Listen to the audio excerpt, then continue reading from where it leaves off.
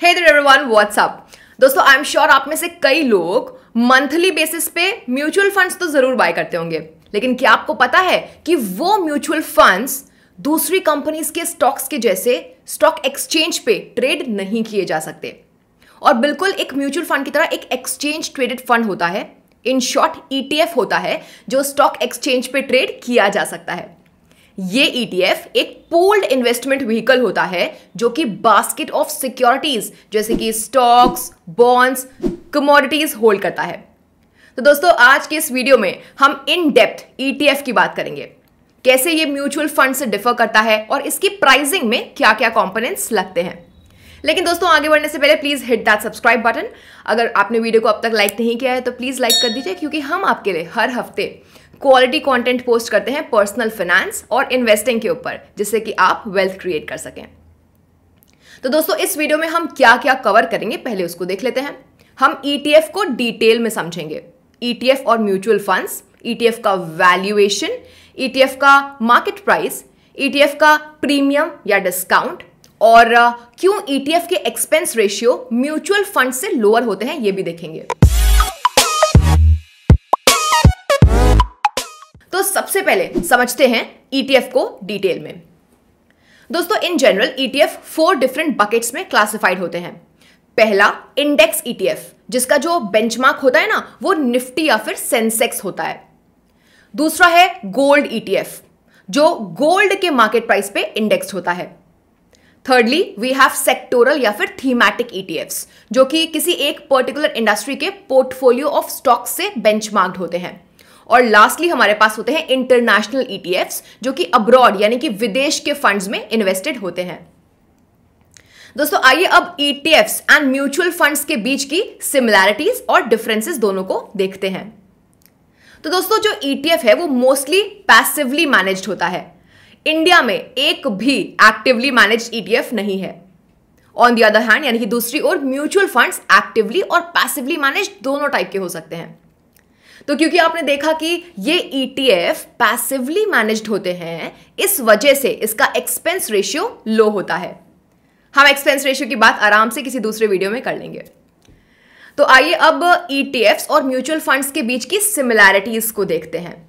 दोस्तों, सिमिलैरिटीज ये हैं कि आप सिंगल इंस्ट्रूमेंट के थ्रू एक वैरायटी ऑफ स्टॉक्स इंस्ट्रूमेंट्स में इन्वेस्ट कर सकते हैं।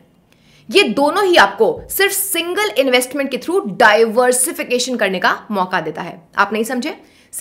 अगर आपने किसी सिंगल इंस्ट्रूमेंट में इन्वेस्ट किया, चाहे वो म्यूचुअल फंड हो या फिर ETF हो, और वो म्यूचुअल फंड ETF एक basket of securities like bond, stock, commodities hold करता है, तो हो गया ना आपका इनडायरेक्टली डाइवर्सिफिकेशन।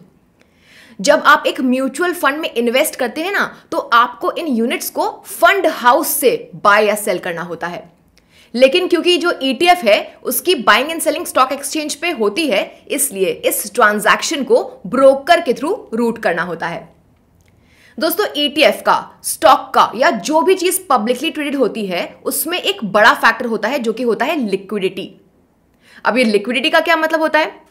तो दोस्तों, इसका मतलब होता है कि जब भी आप कुछ बाय करते हो तो उस चीज में अच्छा खासा ट्रेडिंग इंटरेस्ट मिलता है आपको। यानी कि बिना प्राइस को ज्यादा मूव किए आप रिलेटिवली क्विकली उस सामान को सेल कर सकते हैं, यानी कि ट्रेड कर सकते हैं। अब ETF और दूसरे टाइप के इंडेक्स फंड्स में एक डिफरेंस है, वो ये कि ETF अपने करस्पॉन्डिंग इंडेक्स को आउट परफॉर्म करने की कोशिश नहीं करता, रादर सिंपली अपने इंडेक्स के परफॉर्मेंस को रेप्लिकेट कर देता है। वो मार्केट को बीट करने का ट्राई नहीं करता, वो खुद मार्केट बनने का ट्राई करता है। तो दोस्तों, आइए अब हम वैल्यूएशन ऑफ एन ETF में डीप डाइव करते हैं। तो किसी ETF का नेट असेट वैल्यू यानी कि NAV निकालने के लिए हम टोटल नेट असेट्स को डिवाइड करते हैं नंबर ऑफ यूनिट्स आउटस्टैंडिंग से। ये पर ETF का नेट असेट वैल्यू आ जाता है। यानी कि एक ETF का NAV रिप्रेजेंट करता है value of all the securities held by the ETF like shares, bonds, cash minus उसकी liabilities जैसे कि total expense ratio, research and administration expenses, और फाइनली इससे हम डिवाइड करेंगे by number of units outstanding से। किसी ETF की official NAV once a day calculate होती है, और ये कैलकुलेट होता है बेस्ड ऑन उसके अंडरलाइंग सिक्योरिटीज के क्लोजिंग प्राइसेस पे।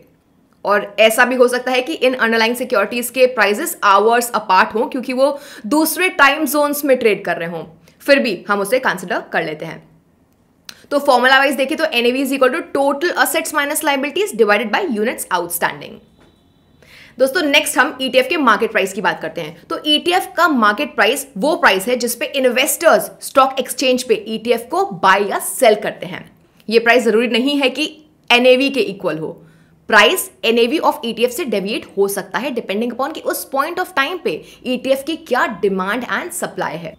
ऑल्सो डिमांड एंड सप्लाई के अलावा प्राइस ऑफ एन ETF में चेंजेस इसके अंडरलाइंग असेट्स के कॉस्ट पे भी डिपेंड कर सकते हैं।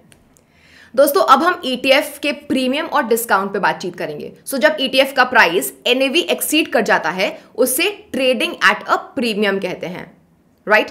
और जब ETF डिस्काउंट पे ट्रेड होता है उसका मतलब है कि प्राइस NAV से कम है। यूजुअली ये प्रीमियम और डिस्काउंट मेजॉरिटी ऑफ ETFs के लिए नेग्लिजिबल होते हैं, लेकिन हाँ वॉलेटाइल टाइम्स में ये काफी लार्ज हो सकते हैं। तो दोस्तों आइए ETF को बाय करने से पहले NAV और प्राइसेस चेक करना मैटर क्यों करता है इससे समझते हैं, राइट? मार्केट प्राइस वो प्राइस होता है जो हम एक ETF बाय करने के लिए पे करते हैं, लेकिन ETF का परफॉर्मेंस मेजर करना है तो NAV ही यूज होता है। दोस्तों नोट करिएगा कि इन जनरल ETF के मार्केट प्राइस और उसके NAV के बीच डिफरेंस मोर देन 2% नहीं होना चाहिए, और प्रेजेंटली मार्केट में ETFs ने टिपिकली अबाउट 1% हिस्टोरिकली मेंटेन किया हुआ है। हाँ कुछ एक्सेप्शंस हैं इसके। तो दोस्तों लास्टली समझते हैं कि क्यों ETF के जो एक्सपेंस रेशियो हैं वो लोअर होते हैं कंपेयर टू म्यूचुअल फंड्स। तो दोस्तों ETF का एक फीचर होता है, ये है कि ये स्टॉक्स को एक्चुअली बाय नहीं करते, ये बास्केट ऑफ स्टॉक्स जो कि इंडेक्स कंप्राइज करता है उनके वेट्स में, उसको एक्सचेंज करते हैं फॉर यूनिट्स किसी मार्केट मेकर या फिर वाइस वर्सा। तो effectively market maker stocks buy करता है, ट्रांजैक्शन कॉस्ट वो पे करता है, एंड ऑफ कोर्स इसमें जो पैसा इन्वॉल्व हुआ उसका इंटरेस्ट कॉस्ट भी वही पे करता है, और फिर उस स्टॉक को ETF को हैंड ओवर कर देता है, और हेंस एक्सपेंस रेशियो ETF का कम हो जाता है। तो दोस्तों इस वीडियो में हमने ETF को डिटेल में कवर कर लिया है। होप कि हम आपको एनलाइटन कर पाए और आपकी फाइनेंशियल विजडम को इंक्रीज कर पाए। आपके जो भी थॉट्स हैं इस वीडियो को लेकर के उसे प्लीज कमेंट सेक्शन में डालिएगा, and feel free to ask any question, please उसे पुट डाउन करिए कमेंट सेक्शन में। Bye bye.